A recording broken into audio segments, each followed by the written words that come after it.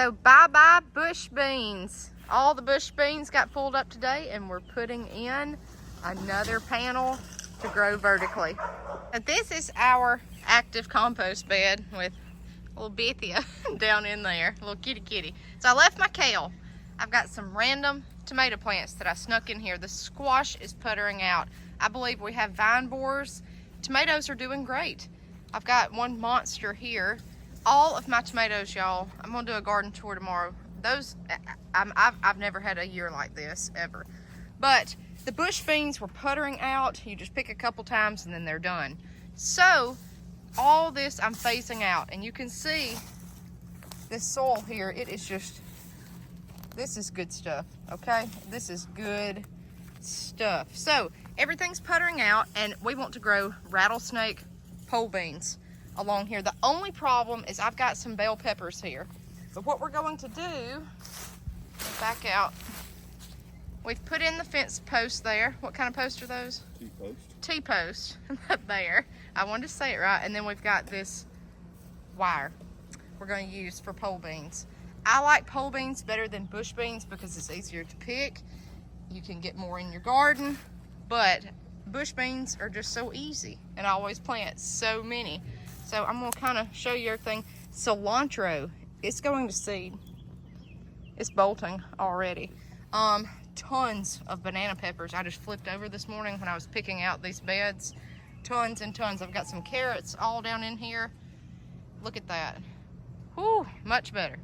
One squash plant's doing very badly up there, and then this garden, well, I guess I'll give y'all a little tour now. I wanted to show you the new panel. Look at this. Guys, tomorrow I'm gonna come out here and we're gonna pick all these bush beans. And I've got more I snuck in up there that's just now blooming. Squash over there are doing beautifully. I've got to train those. Look at this. Oh, but bush beans are gorgeous. They're gorgeous, they're blooming. But this is after like 3 pickings, and we've had so much rain here. But now it's dry, we're supposed to get more rain Monday. 3 to 4 good pickings. They're loaded, one last thing, and then they're done. But the tomatoes, I have not pruned. We've not had time, and I have never had plants like this. Those are 11 plants right there. Crazy. This is my cattle panel with 28 or my fence, 28 and 20 feet. Insane. We picked 8 cucumbers this morning. Crazy. Look at the basil. Beautiful. Show you some of these right here. These tomatoes, doing good. Squash. Cherokee purple, loaded. So let's get this fence up. Bethia, get out of the wire. Oh. Kitty. Get her out, Papa Coon. Come on. Come on. Kitty. Call her. Him. Come on. It's playing time. Oh, come on. I'm fixing to stand it up on its end and dump it out. Come on, kitty. We're cutting the dog wire. This is dog wire, and we're using 10 feet per section. We've got 3 T-posts here. Look at those blue Hubbard squash over there, guys. I've never seen anything like it. And look at the Indian corn, how tall. I've never grown corn that tall. Is that one stalk. But anyways, we're going right here and cutting it, and we're going to do this twice to do for 20 feet. Tell us what you're doing. Tying a clip on the post. What kind of clips? Kind that ain't wanting to work today. Do you know the kind? The T-post clips, all I can tell you. So here we are. Here's the finished fence. Now, to stabilize it, my husband put some more T-posts in the side. But if you can see how he just wrapped those little T-post clips all around it, just to stabilize the dog wire. And so it's sturdy. And we're gonna plant pole beans on these today. I'm so excited. But there's 20 feet of vertical space. Now, I told him yesterday, I said, hey, this is the beauty. Anytime you have a fence like this, you do not have to just plant pole beans. Look at the squash right behind it that I'm growing in tomato cages. If you can see this, see it? It just ran straight up. You could plant squash all through here. You could plant tomatoes and run them just like that panel over there. You could do anything to train vertically. And it saves so much space. If I had to do this whole garden over with again, I would do more panels because you get more of a harvest, you get more space. It's just so much better, in my opinion. It's better on your back. You're not bent over picking stuff like I did those bush beans. I can barely move today. This is a 20-foot bed, and I had 60 feet of bush beans just here. And it's tough, you know, picking that all day. But that's an easy trellis. Here's the wire. We got a whole roll. I think maybe at the time we bought it, it was $100.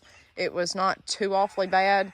He said the fence post, T-post yesterday for a bundle of 5 was $30. That's not bad. And those posts will last forever. This is just the wire we had laying around. We've got one huge panel over there. That's actually a cattle panel. It's more sturdy than the dog wire, but we put that up years ago. So that was our first vertical thing.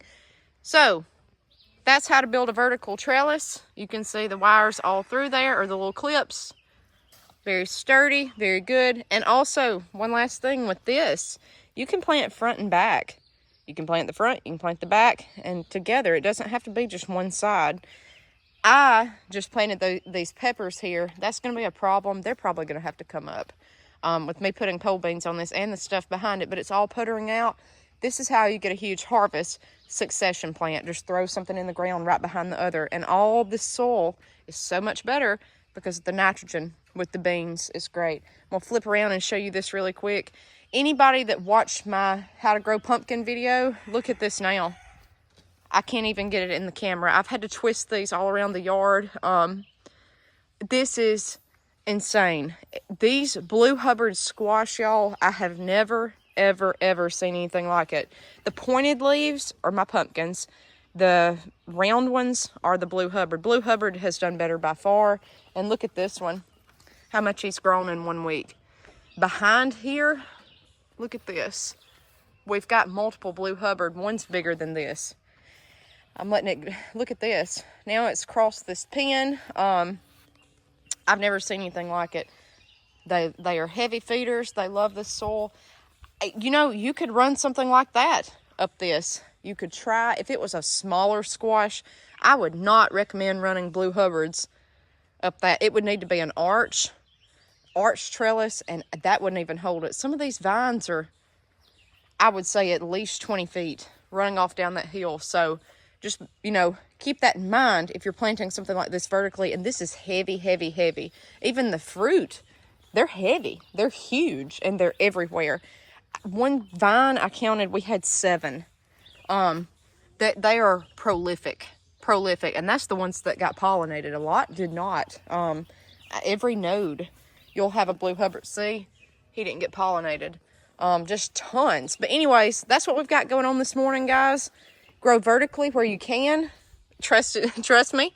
It's so much better than growing along the ground. But here is an easy DIY trellis for beans if you've got the supplies or anything you want to use it for.